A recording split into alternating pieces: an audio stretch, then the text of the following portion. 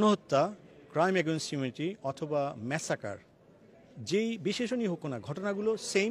Security forces যখন উপর থেকে গুলি করে হত্যা করেছে হেলিকপ্টার থেকে, এবং এই পর্যন্ত 37-এর উপরে আন্ডার এইজ বাচ্চাদেরকে হত্যা করা হয়েছে। সুতরাং এই হত্যাকাণ্ডের বিচার হবে এবং ইন্টারন্যাশনাল অ্যাকাউন্টেবিলিটি হবে। Global Bangladesh is alliance for human rights, যে মানবাধিকার সংগঠনগুলোর অ্যালায়েন্স থেকে আজকে হাউস অব কমন্সে এসওএস বাংলাদেশে ব্লক রেড হচ্ছে, কিলিং হচ্ছে, সমস্ত জেলা উপজেলা সর্বত্র ইয়াং ছেলেদেরকে ধরে নিয়ে যাওয়া হচ্ছে। Army, BGB, police block red করে কত সব মানুষকে হত্যা করেছে তার কোনো এখতিয়ার নেই, কারণ ডেথ রেজিস্টারগুলো গায়েব করা হয়েছে। এখানে এনএইচএসে যারা ছিল তারা সবাই কনসার্ন। অ্যামনেস্টি ইন্টারন্যাশনাল জানে যে মেডিসিনের প্রবলেম হচ্ছে, হসপিটালগুলোতে কোনো ট্রিটমেন্ট হচ্ছে না। পুলিশ এবং সন্ত্রাসীরা একযোগে, ছাত্রলীগের সন্ত্রাসীরা একযোগে মানুষের উপর ঝাঁপিয়ে পড়েছে পরিস্থিতিকে ভিন্ন খাতে প্রবাহিত করার জন্য। বিএনপি জামাতের কথা বলা হচ্ছে।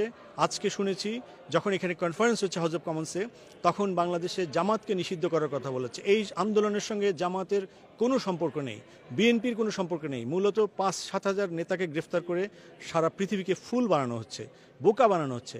আমি বিশ্বাস করি যে ফ্যাসিজম এমনই হয়, সবাইকে বোকা বানিয়ে শেষ পর্যন্ত নিজেই বোকার স্বর্গে চলে যায়। এবং আজকে যে ছাত্র হত্যা হয়েছে বাংলাদেশে, এটার সংখ্যা কত আমরা জানি না। সরকার বলছে 200-র কম বেশি হবে, কিন্তু সাধারণ মানুষ অনুমান করছে এটি হাজারের উপরে, ইভেন কয়েক হাজারও হতে পারে।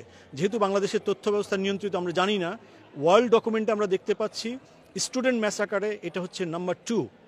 এটা চায়নার তিয়েনানমেন স্কোয়ারে যে 10,000 ছাত্র সেদিন হত্যা করা হয়েছিল, আজকে ঢাকায় 2 সপ্তাহে ঠিক তেমনিভাবে ওয়ার্ল্ডের স্টুডেন্ট ম্যাসাকারের মধ্যে, স্টুডেন্ট কিলিংয়ের মধ্যে এটা হচ্ছে সেকেন্ড লার্জেস্ট ম্যাসাকার। এবং এটাকে গণহত্যা বলা হবে নাকি ক্রাইম এগেইনস্ট হিউম্যানিটি বলা হবে জানি না, কিন্তু ব্রিটিশ পার্লামেন্টে আজকে যেভাবে বিষয়টা আলোচনা হলো, আমরা ইউরোপিয়ান পার্লামেন্টে যাচ্ছি, আমেরিকান যে কংগ্রেস সেখানে আলোচনা হবে, এবং সর্বত্র পৃথিবীতে যারা ডায়াসপোরা রয়েছে তারা ইউনাইটেডলি বাংলাদেশকে সেভ করার জন্য এসওএস বাংলাদেশ ডিক্লেয়ার করেছে। বাংলাদেশের মানুষ একা পারবে না, এতগুলো বাহিনী আর অল্প কিছু মাফিয়ার কাছে পুরো দেশ জিম্মি হয়ে আছে। এখানে দল আর লীগ, আওয়ামী লীগ, বিএনপি, জামাতের কোনো সম্পর্ক নাই, mafia versus whole nation. So SOS Bangladesh আজকের কনফারেন্স সেমিনার ছিল। এখানে বিশিষ্ট লয়াররা ছিলেন, অ্যামনেস্টি ইন্টারন্যাশনালের ইউকে ডাইরেক্টর ছিলেন, তাদের সমস্ত সাবমিশন তারা দিয়েছেন।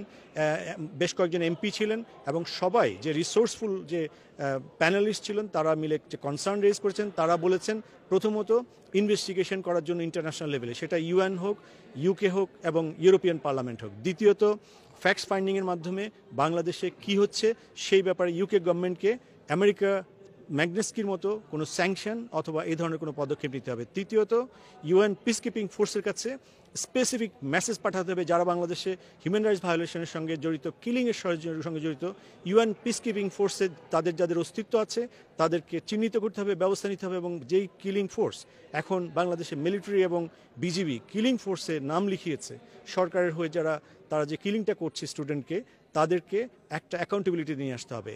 এই ব্যাপারে মীমাংসা না হওয়া পর্যন্ত এটা কিন্তু জাতিসংঘ এই রিক্রুট করতে পারবে কিনা, করা উচিত কিনা ইউএন চার্টার অনুসারে এটা হতে পারে না। নিজ দেশে হিউম্যান রাইটস ভায়োলেশন করে, স্টুডেন্ট কিলিং করে অন্য দেশে তারা পিসকিপিংয়ের জন্য যাবে, এটা ইউএন চার্টার অ্যালাউ করে না।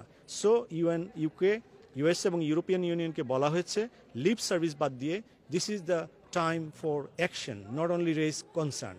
So this was the main summary. এবং এই ব্যাপারে এই সপ্তাহে পার্লামেন্টে বেশ কয়েকটি আর্লি ডে মোশন আছে। আর্লি ডে মোশনের পরে আমরা এখানে কথা বলা হচ্ছে, অ্যাটলিস্ট 45 অথবা 50 জন এমপি মিলে তারা স্পিকারকে স্পেশাল অধিবেশনের জন্য বলবে। সেখানে হয়তো স্পেশাল রেজুলেশন হতে পারে বাংলাদেশের ব্যাপারে।